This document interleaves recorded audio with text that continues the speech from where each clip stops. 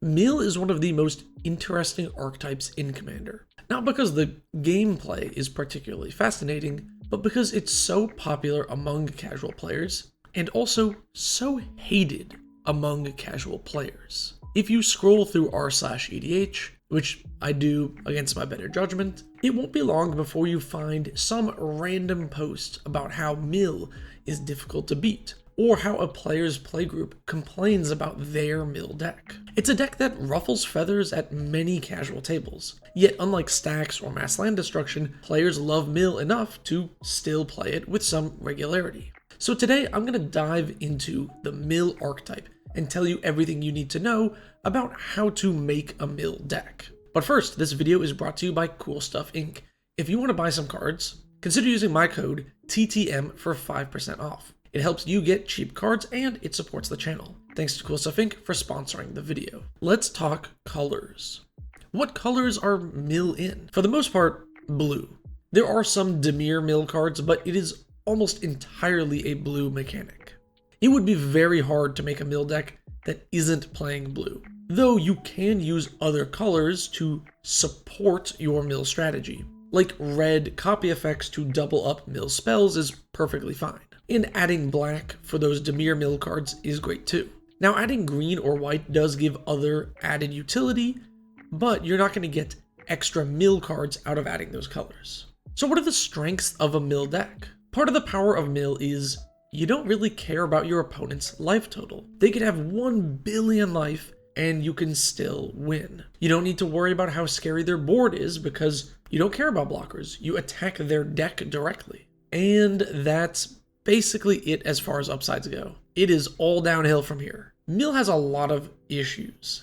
One of the big ones is that most of the Mill cards are made in the era of 1v1 and 60 cards, meaning they are scaled for those numbers. It's very similar to burn spells. A lot of them are not very good in Commander because they're scaled for 20 life formats, not 40. But it's even worse than Burn because Burn is a faster archetype than Mill is even in 1v1 formats. And in Commander, getting past those 300 cards is really difficult. Some cards like Traumatize get better since you have more time and can afford to play a 5-mana card. But honestly, Mill sucks. It's very slow. Most of the Mill engines or cards don't meaningfully impact the board, which means you're wide open to just getting smacked by creatures. And that is a huge issue with Mill. Since your weakness is getting attacked by dudes, and you're in a format where everybody, for the most part, has one dude in the command zone they can hit you with, Mill is gonna feel weak, assuming people actually attack. I talked about this in my old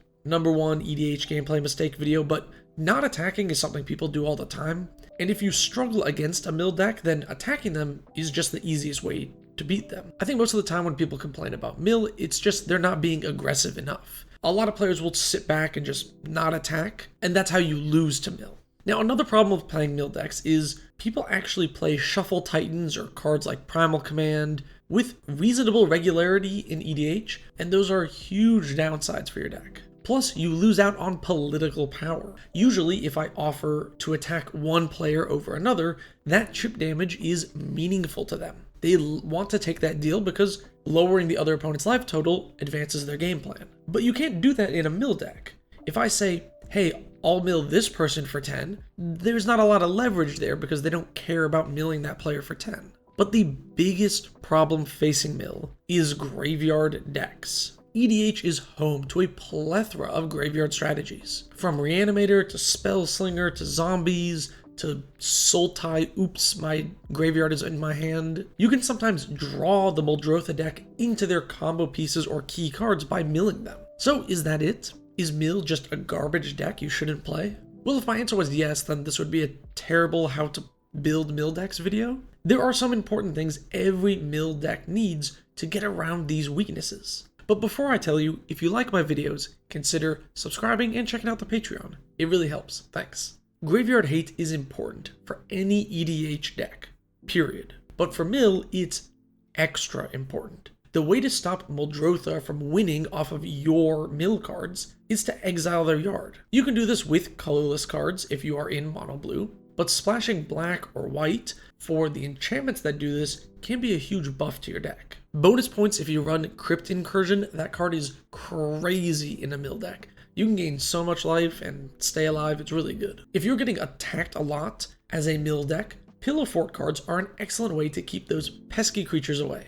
Propaganda and Dissipation Field can be great, but again, this is where adding other colors can help you get extra options. White and black have other great Pillow Fort effects, there's even a few in green, and if you're in red, instead of Pillow Fort, you can play goad effects. This way you can keep that damage off of you while continuing to mill your opponents. Also, since mill is rather creature light, having a lot of board wipes can help. This is another place where splashing colors other than blue can help, since there are better board wipes in other colors, but loading up on Aetherize effects can go a long way. You can also go combo and speed up the deck. If you're worried a normal mill plan won't keep up, then playing stuff like Beevuu with Traumatize can instantly delete a player, or combo one of those graveyard hate cards with a Helm of Obedience. There are lots of mill combos out there if you want to go that route.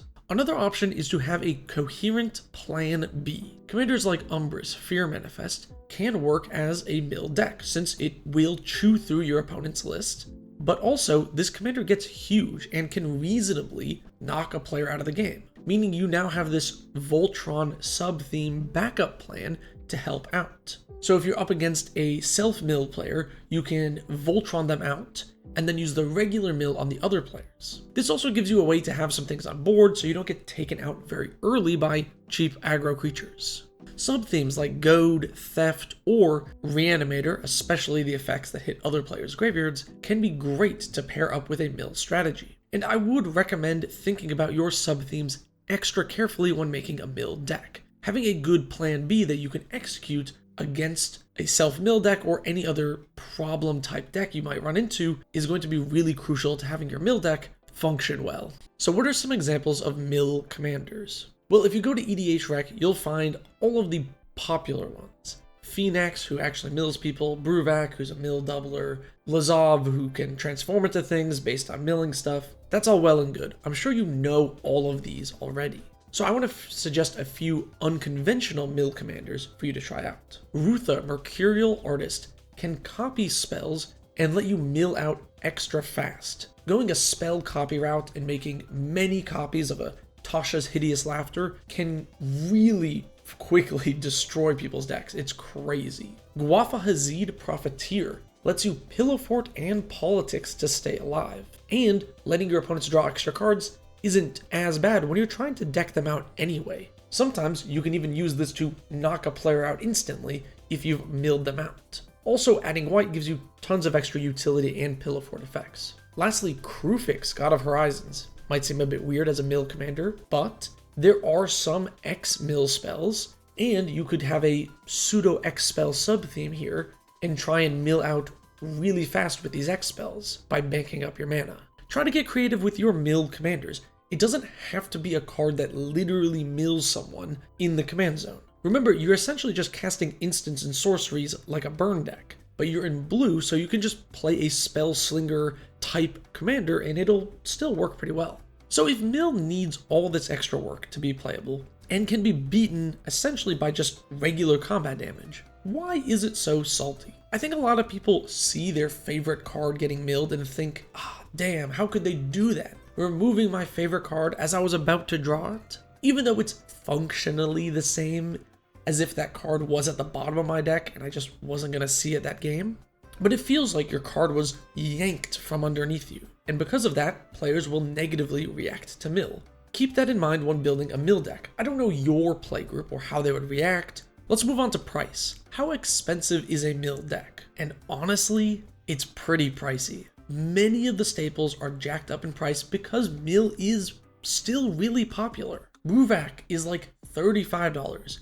Random rares like Maddening Cacophony are $5. And I didn't realize this until I was writing the script, but Zealix Sanity Flare is $18, which is crazy. Many of the best options are going to cost extra. This is not a very budget-friendly theme, sadly. Mill is a strange archetype. I think for a lot of players, it's the first non-combat way to win that they learn about, which has always gotten new players excited. And at the same time, it's often the first non-combat way new players learn to lose. And it breaks the norm of play big dude and attack. And I think that makes Mill the weakest pub stomping deck of all time, since it's actually honestly very weak and fair compared to more powerful strategies, yet it operates on a different axis and a lot of players just don't seem to know how to deal with it because of that. I think if you are interested in tackling the unique challenges that Mill leads to, you should build a Mill deck. If you're looking for something easy to play and budget friendly, I don't think Mill is for you. But as always, that's my opinion. What are your experiences with Mill? Are you going to build a Mill deck after this? Do you already have one? Thanks for watching, and special thanks to my patrons who make these videos possible. If you want to be in the credits like my tier 3 patrons, link is in the description.